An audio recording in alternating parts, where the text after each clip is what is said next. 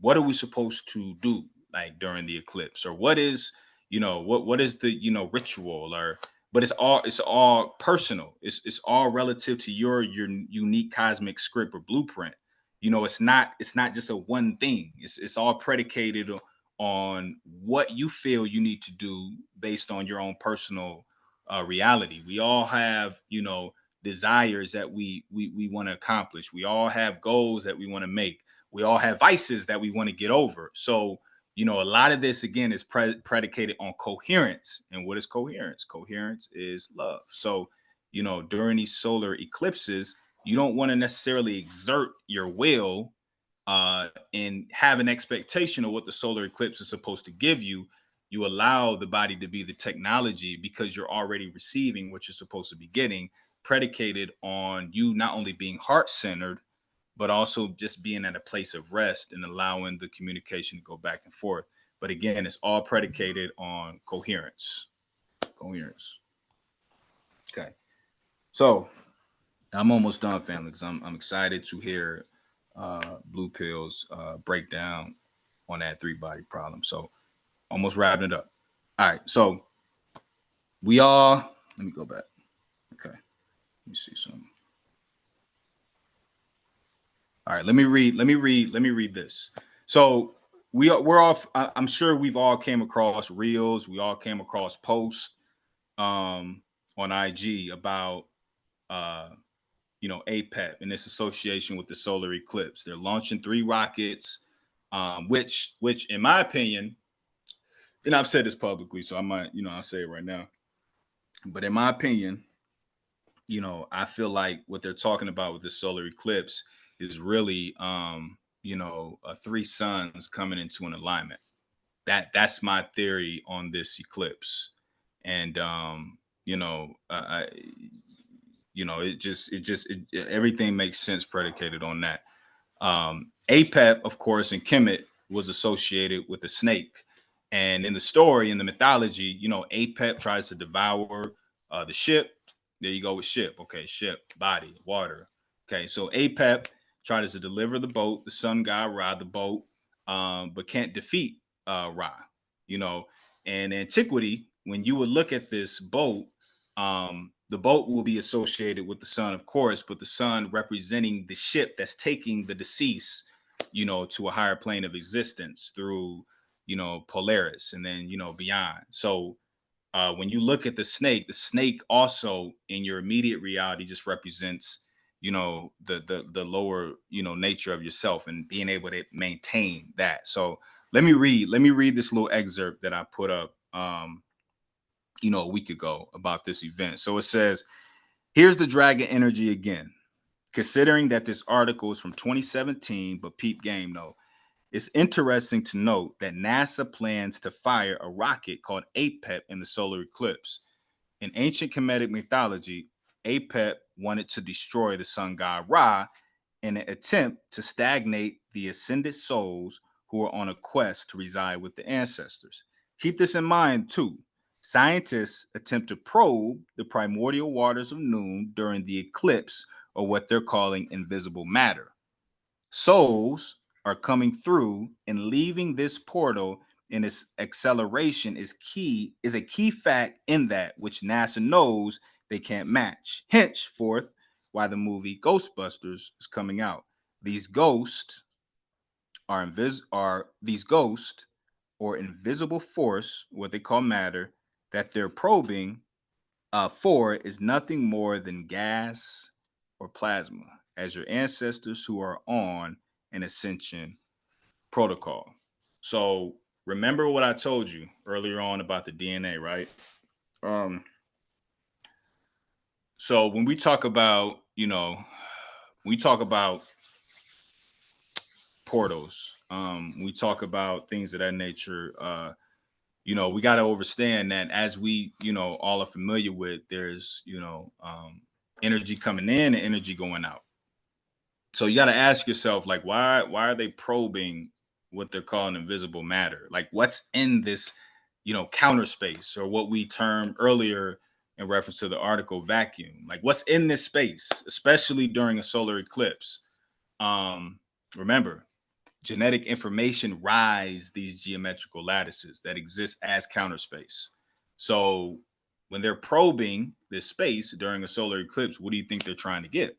Or what do you think they're trying to receive? Or what do you think they're trying to, tap into? They most definitely understand and know that your body, with this symbiotic connection to the solar eclipse, is having a specific communication, genetic communication, with this celestial event. So when I speak about a portal, I'm also talking about acceleration, a form of acceleration. So, when you have acceleration and you have the DNA literally being superconductive during an acceleration process that kicks up the energy, that kicks up the inertia.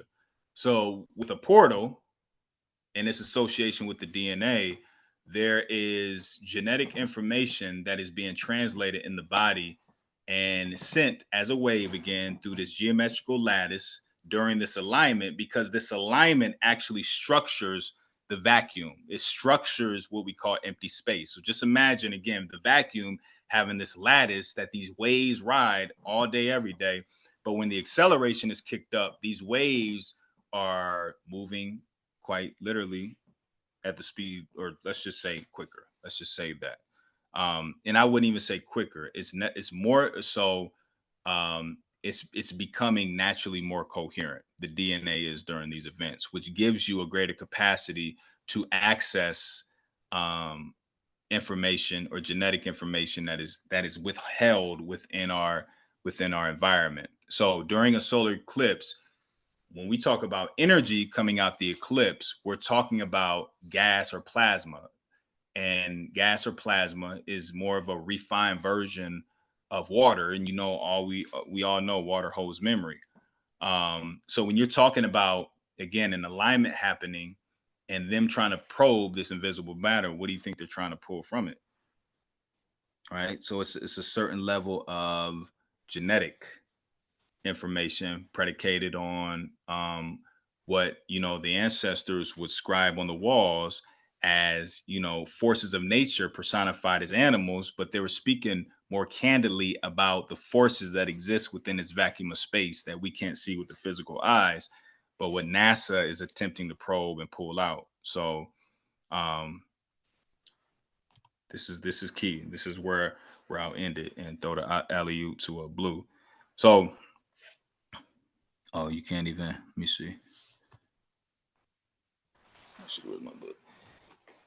All right. So what I'm gonna do, because I was doing my own studying, and I was making the connections, and I was just trying to figure out, okay, so if APEP represents the rockets, right, trying to devour the sun god, the eclipse. So, who is APEP in the body?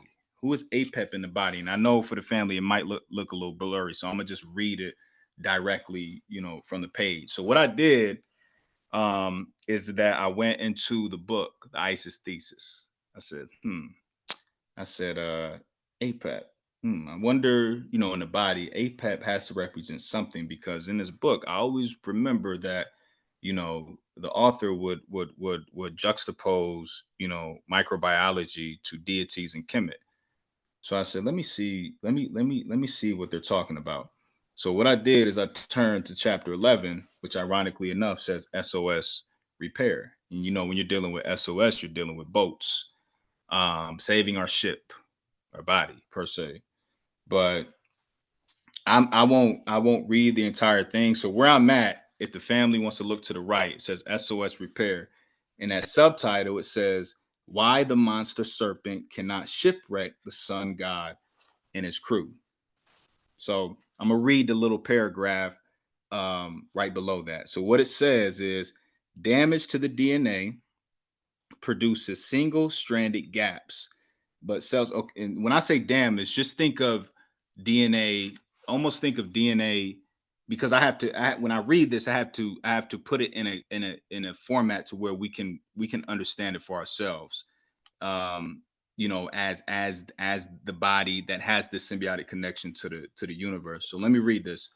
It says damage to DNA produces single stranded gaps, but cells have options when cell death is signaled. With extensive UV damage, the cell's last chance to live is survival by the SOS response, which allows a replication fork where site or replication fork site where DNA is currently being synthesized to proceed past damage.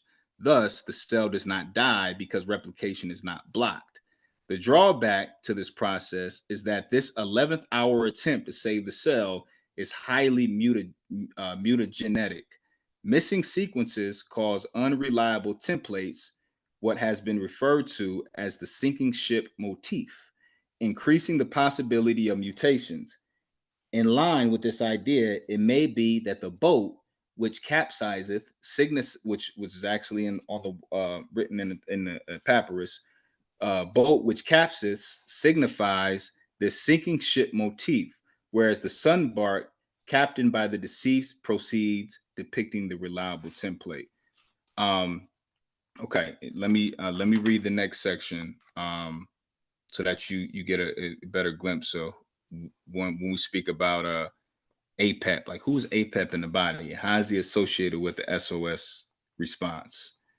So if you're looking on the right side, I'm reading the section right below. It says regulating adaptive mutation. And again, this is for anybody who's in the building to do further study on this, because I found this like super duper interesting. So consider this to be like homework for everybody. And the book that I'm referencing is called ISIS Thesis. So a lot of us have more than likely read this one, but it says induction of the SOS response de-represses at least 42 genes that function in DNA repair, recombination, mutation, translation, DNA synthesis, and prevention of cell division. These genes are usually depressed by the transcriptional repressor LEX-A. Remember that term, LEX-A. The inducing signal that de-represses these 42 genes is single-stranded DNA, which binds to REC-A protein, activating a co-protease activity. Our model supports that the mobile elements of the deceased insert into an incoming landed genome, which evades the whole cell. All right. So, in so many words, what we're looking at basically is, the concept of LEX-A being a repressor protein that doesn't allow basically the DNA to mutate and become more of what it is. And that would be considered APEP, LEX-A in the body, which is a repressor protein. So I'm gonna read one more excerpt in this. So it says, and this isn't either one of these pages that I'm reading that's on the PowerPoint, but just listen to this real quick. It says, in order to better understand SOS activity, let's go back in time to 3000 BCE when Thuban in the constellation of Draco, the dragon, was the pole star. Remember, right now, Polaris the bear is our pole star, but back then it was Draco, the dragon. When the text advised the deceased to go to the polar cusp guided by the pole star, it may be that the pharaohs understood that the genetic result of this movement to Draco would be the slaying of the dragon Draco or Apopis. For cleavage of the LEX-A repressor protein, which is Apopis, occurs when the DNA of the deceased merges into the lambda sun god, enters the host cell, and activates the SOS response. This causes the REC-A filament to bind to a thymine dimer site on the DNA, activating a co-protease activity that cleaves the LEX-A repressor, de-repressing the SOS regulin. And for those, this is something that you definitely have to sit with and study. But I found this. Saying that to say, I found these juxtapositions very interesting, because for me, when I look at what they're calling this book Apopis, but APEP, the snake, I'm seeing a celestial event relative to the eclipse, but I'm like, who is APEP biologically though? So when I did my homework, I ran across this book. Ironically enough, it was in a section dealing with the SOS repair, which again is an actual process in the body. It's an actual process. The SOS basically is signaled when the body goes through a level of repair. And what they're qualifying as the Lex A protein, what they're saying is that's APEP, the snake. And the only way, and basically APEP, the snake in the body, is supposed to de-repress that SOS response. So that way you don't activate the 42 genes, which are the genes responsible for elevating the DNA through transmutation. So if by way of you allowing what they're calling the Rec A protein, which is an enzyme, which would be considered Heru, what they're speaking about in this book. If you allow Heru to basically suppress Lex A, which is the apopis, then the or APEP, then the sun god, technically wins, and that's transpiring in the body, all the time. For the family, again, do your due diligence and look into the SOS repair and just juxtapose that to what I referenced. But I just found that parallel mad interesting, because when you think of SOS, you think of, of course, a ship. And then when you draw back to, okay, so Baltimore, you think the ship, the body. Okay, so when you think of the bridge, you think DNA, you think water, you think plasma. So it's all encompassing within that one story. But the moral of the story is that, when we're dealing with, again, these elitists, more specifically, like, for example, the Rothschild, dying, we're now looking into moving into an open system. And when a system is open, then that not only leaves the door for technology to be more advanced, but now, again, you're looking at digital technology through cryptocurrency, and things of that nature. But that's also moving into spaces where you'll begin to see scientific articles rolling out predicated on the Phoenix Project. And like I said, continue to look at motifs of the Phoenix, because that's what's getting ready to play out this year, because now they're getting into and going to start rolling out publicly the technology of teleportation, even telepathy. You know what I'm saying? So, with that being said, I'm gonna go ahead and pass the baton to Blue and let him do his dissertation, and then Red's gonna Real, end it. real But quick, the yeah. telepathy got rolled out by Elon Musk publicly through the Neuralink. They just displayed that about a week or two ago. The man Hmm. moved something with his mind. Oh, I That's seen the that. Okay. Yeah, that's the So Neuralink. He's so playing video right, games. He's paraplegic. right. I seen that. So with that, that's a form of telepathy. What I'm speaking about more specifically is a telepathy by way of just utilizing the brain itself. See, again, when I look at Neuralink and I look at these companies building out technology, they're just duplicating what they're seeing through, the advent of our ancestors and what they overstood as something that we naturally had as a gift. But see, we understood physics and we understood the space, what we call empty, is literally like it's almost like like a lattice that allows waves to ride. Because if that counter space didn't have that geometry to it, then we couldn't allow genetic information as a wave to travel. So the form of telepathy that I'm speaking about is like the literal telepathy, not necessarily Literal, the right, neural link. right. Yeah, Not that fake telepathy. no, not the So, fake telepathy. And see right, that, and see that's again what they're duplicating, because they know the human body, especially with this eclipse coming, is going through an upgrade. And we're going to be able to live a lot longer. That's because I seen an article come out about that. But eventually you'll literally be able to survive death and keep the body. That's where we are moving, as far as the planet itself, and where they're calling like the 5D earth and things of that nature. The right, body is evolving. So the body is the technology, and what you're seeing is like Neuralink and things of that nature, are them just probing this invisible matter to see what type of information is in this space that's giving these people the ability to perform telepathy without anything physical. right, So time, as we sit here, and we continue to become coherent, which is what I spoke about, we'll be able to pull that form of information that already exists within the cosmos and receive that through the DNA to allow us to then perform acts or supernatural skills that we've naturally had since antiquity to be able to perform. So that's what I'm more so talking about. Okay. Beautiful. Yeah.